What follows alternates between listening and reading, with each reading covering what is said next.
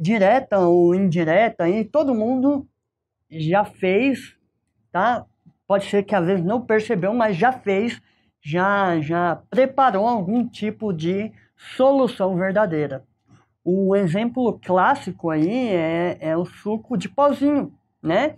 Você tem ali um soluto, que é o pó do suco, e você tem a água, que é o nosso solvente, você mistura os dois, esse soluto vai dissolver na água e o resultado é uma solução verdadeira, ou simplesmente uma solução. Beleza, pessoal? Então, esse é o processo básico de se preparar uma solução. É óbvio que em laboratório e também no dia da sua prova, não vai cair lá o suco de pozinho. Mas façam essa analogia com o seu dia a dia, que fica mais fácil você lembrar de como você pode preparar aí uma solução. Então vamos aqui na tela para ver um exemplo real de laboratório. Olha só, pessoal, vem aqui comigo. Eu tenho um becker, para quem não conhece. Esse vidro aqui é chamado becker, que é a espécie de um copo de laboratório, tá? Mas não é para beber nada em laboratório, é só para manipular soluções e reagentes. E aí, pessoal, a gente coloca aqui nesse recipiente uma certa quantidade aí daquele sal que eu já falei para vocês, sulfato de cobre. É um sal meio azul. E aí, nós adicionamos também uma certa quantidade aqui de água e usamos, de repente, um bastão de vidro para fazer a agitação dessa mistura, tá? E aí, como resultado, a gente vai obter ali um sistema homogêneo, colorido, que é a nossa solução de sulfato de cobre. Beleza, pessoal? Nesse processo, a gente fala que ocorreu a dissolução. A dissolução de quem? Do sal, tá? Ou podemos dizer que o sal dissolveu em água. Opa, dissolveu em água. Por quê? Porque ele é um sal solúvel em água, tá? Vamos repetir esses termos aí para a gente ir acostumando com eles, tá? Dissolução, dissolver em água. Por quê? Porque ele é solúvel. Nem todos os sais são solúveis, mas o sulfato de cobre é um sal solúvel. Beleza, pessoal? Então, olha só. A gente viu que a mistura desse soluto com a água forma um sistema homogêneo, aonde as partículas elas são invisíveis a olho nu, eu não consigo enxergar, tá? Agora, a dúvida que fica é, será que só o tamanho da partícula explica tudo, explica todas as características da solução, tá? Será que quais seriam as propriedades, pessoal, da água e do sulfato de cobre que permitem eu pegar, por exemplo, um cubo de sal, um cubinho de sal, e dissolver completamente a tamanhos tão pequenos que eu não consigo enxergar nem em um microscópio. Pessoal, é claro que não é só o tamanho da partícula que vai explicar aí todas essas propriedades das soluções. Se fosse só o tamanho da partícula, se eu realizasse uma centrifugação com uma rotação muito alta, eu ia conseguir pegar essas partículas e trazer elas para o fundo do recipiente. Eu ia conseguir decantar essas partículas, mas eu não consigo fazer isso. Existem outras forças, né? Não são forças do além, são forças que a gente consegue explicar do ponto de vista químico, mas existem outras forças que impedem, por exemplo, dessas partículas descerem para o fundo do recipiente. Então, no caso de solução, pessoal, a gente precisa olhar mais de perto. A gente precisa entender o que acontece a nível de molécula ou a nível de átomo para que eu tenha ali a formação de uma solução. E aí, pessoal, para explicar isso para vocês, eu trouxe aí 2 exemplos de substâncias que são solúveis em água, tá? 2 exemplos que nós vamos preparar soluções e vamos entender o que acontece a nível molecular. Uma dessas substâncias, a gente já falou, é o cloreto de sódio. E o outro é o ácido clorídrico. Qual que é a diferença das duas? O cloreto de sódio, como nós já estudamos, é um sal. E os sais inorgânicos, eles são compostos iônicos. O que significa? Que no meu estado sólido, eu tenho ali a presença de íons, ou seja, cátions de carga positiva e ânions de carga negativa. No caso do ácido clorídrico, eu não tenho uma substância iônica, eu tenho uma substância molecular. Então, ao invés de ter uma ligação iônica, eu tenho uma ligação covalente, tá? E aí eu tenho uma molécula. Essa é a diferença. Então, no sal, no cloreto de sódio, eu já tenho íons no estado sólido, e no caso do ácido, quando ele está na forma gasosa, na forma de HCl, ácido clorídrico, eu não tenho ali a presença de íons, tá? Então, olha só, pessoal, vem aqui comigo na tela. Olha só. No primeiro caso, nós temos aqui um composto iônico, que é o cloreto de sódio, e vale lembrar que os sais, eles se organizam na forma de retículos cristalinos, que são arranjos espaciais onde os ânions, nesse caso aqui, os cloretos e os cátions, se posicionam em regiões fixas do espaço, formando aí um cristal. Se a gente olhar ele de frente aqui, numa visão bidimensional, a gente percebe que os ânions e os cátions se alternam espacialmente. Beleza, pessoal? E aí, olha só, não é assunto da aula, assunto principal, mas cabe aqui uma rápida revisão. Por que eles se alternam no espaço? Por 2 motivos. Para diminuir a repulsão de cargas de mesmo sinal, por exemplo, do cátion sódio com outro cátion sódio, os dois são positivos, então eles se repelem, né? Então eles se alternam para diminuir a repulsão entre íons de mesma carga, de mesmo sinal, desculpe, e além disso, eles se alternam para aumentar a força de atração entre os ânions e os cátions, tá? Porque cargas opostas se atraem.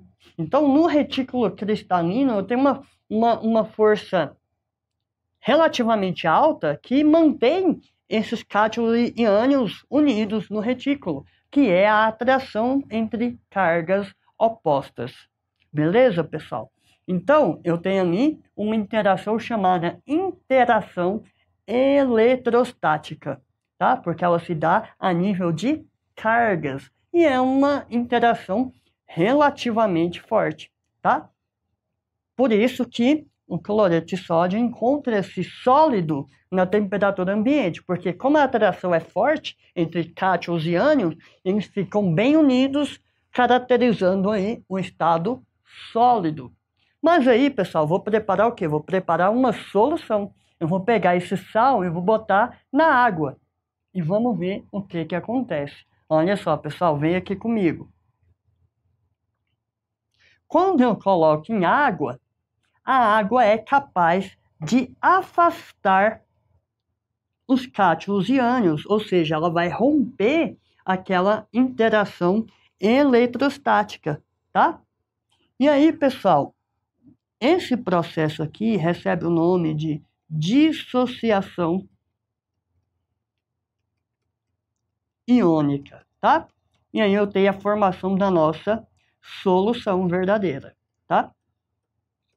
Então, perceba que dentro da solução, os cátions e ânions estão afastados entre si. Agora, pessoal, vamos ver aqui o HCl, o ácido clorídrico. Como eu disse, ele é uma molécula e ele é formado por uma ligação covalente entre o cloro e o hidrogênio, tá?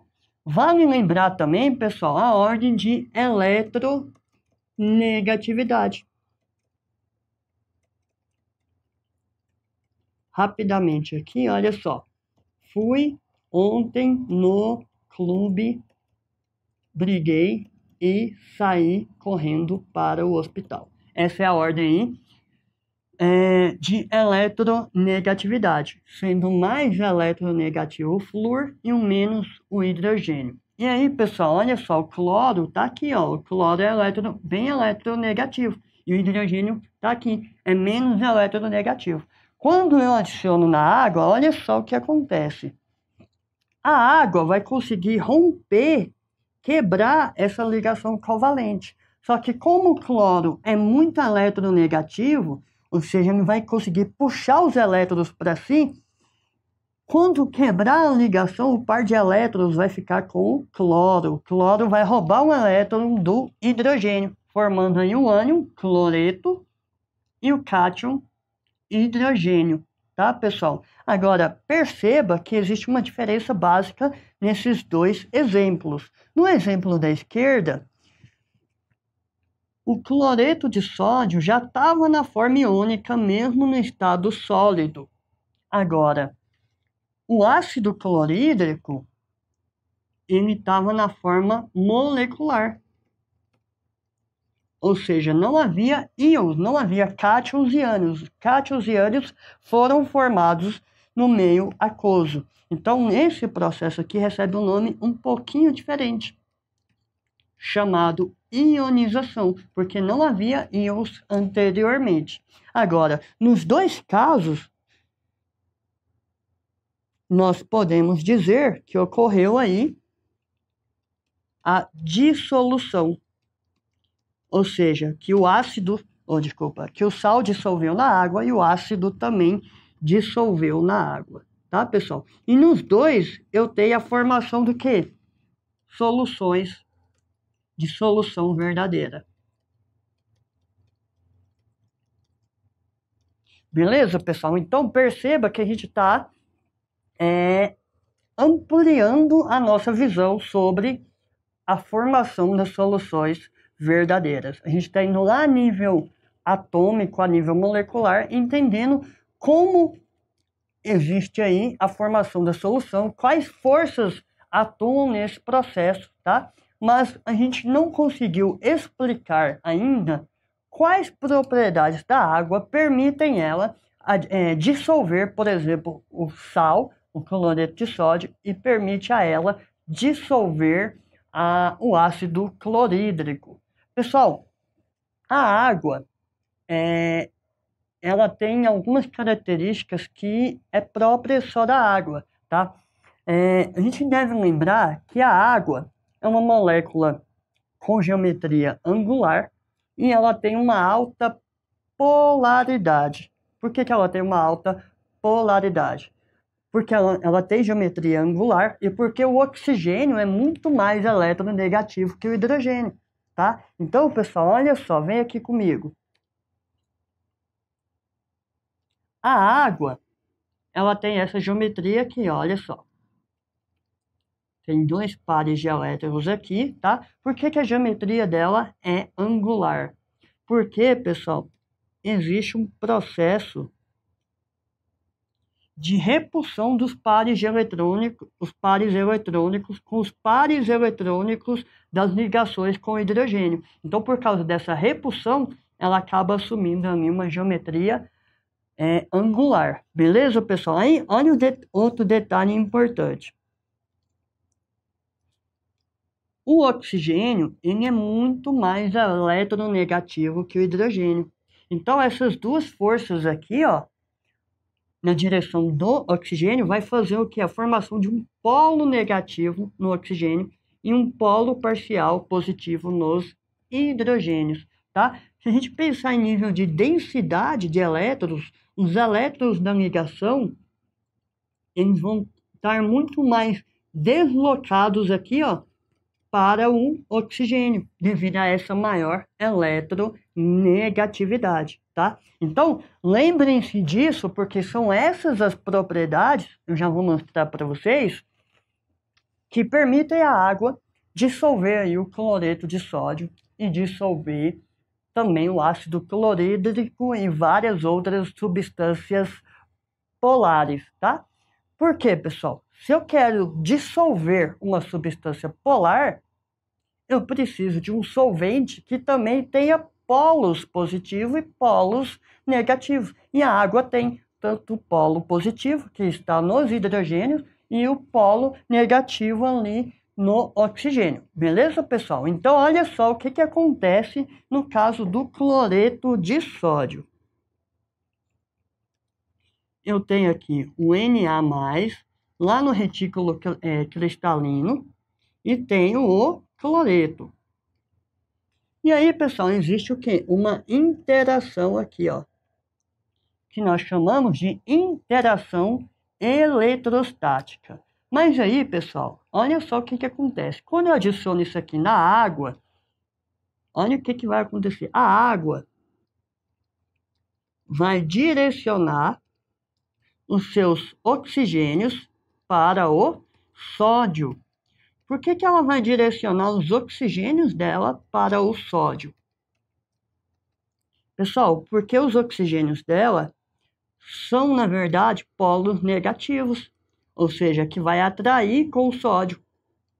E aí, nesse processo aqui de envolver o sódio, de rodear o sódio com átomos de oxigênio, eu vou o quê? Eu vou vencendo essa interação eletrostática que existia entre o cloreto e o sódio. E do outro lado aqui, a água vai direcionar para o cloreto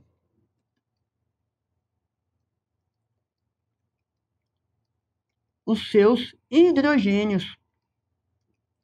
Ela vai direcionar os seus hidrogênios, por quê?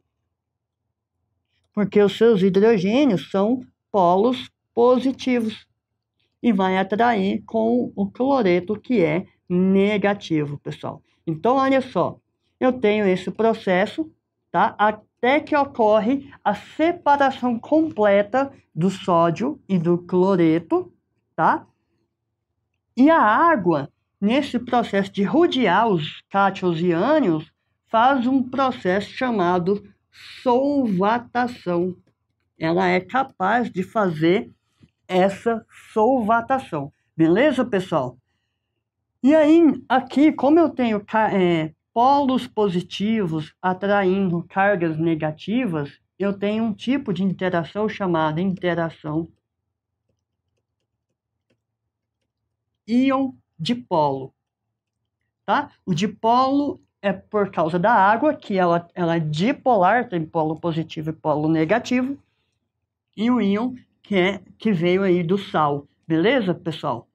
E aí vamos lembrar daquela velha regrinha que semelhante dissolve semelhante. Então, a água que é polar dissolve o sal, que também é polar, que tem cargas positivas e cargas negativas.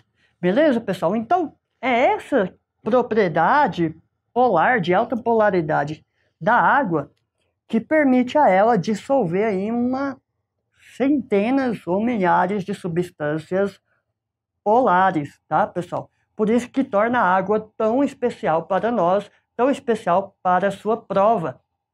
Agora, esse processo de solvatação, ele vale para o cloreto de sódio e ele vale também para o ácido que eu dei como exemplo, né? A parte negativa da água vai rodear o H+ do ácido, tá? E vai conseguir separar ali o hidrogênio do cloro, formando H+ e o cloreto que veio lá do HCl. Beleza, pessoal? Então, lembrar que, na verdade, ocorre uma solvatação, e nesse processo de solvatação nós temos como resultado a interação íon-dipolo, que é uma interação muito forte, tá, pessoal? Uma interação muito forte, até porque, se você lembrar lá das interações intermoleculares que nós estudamos, como a água é muito polar, a força de atração entre uma molécula de água e a outra é uma força relativamente forte, que é a ligação do tipo hidrogênio. Agora, a interação íon-dipolo, que eu acabei de mostrar para vocês, ela é tão forte que ela é capaz de superar a ligação de hidrogênio, que é a força intermolecular entre moléculas de água. Beleza?